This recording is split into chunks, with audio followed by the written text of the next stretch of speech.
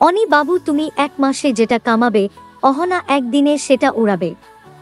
এই ছেলের কপালে যে কি দুর্ভোগ নাচছে সেটা একমাত্র অহনাই জানে, কারণ ইতিমধ্যে অহনা সেটা দেখাতে শুরু করে দিয়েছে। তার কাছে ৭২,০০০ টাকাটা হচ্ছে এইটুকু টাকা। তার মানে আগে এর থেকে আরো অনেক বেশি কিছু অপেক্ষা করছে।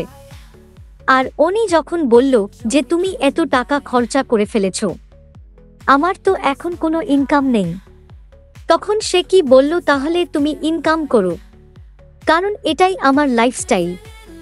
আমার সাথে যখন থাকছো, আমার লাইফস্টাইলটাকে তো তোমাকেই মেইনটেইন করতে হবে। তার মানে জাস্ট ভাবো আগে ঠিক কি কি অপেক্ষা করছে অনির জন্য। আর অনি কিন্তু ইতিমধ্যেই অহনার এই খরচা করার বহর দেখে শ্যামলীর কথা মনে করা শুরু করে দিয়েছে। বাকি তোমাদের কি মনে হচ্ছে, কি কি দুর্ভোগ অপেক্ষা করে রয়েছে অনিকেতের জন্য?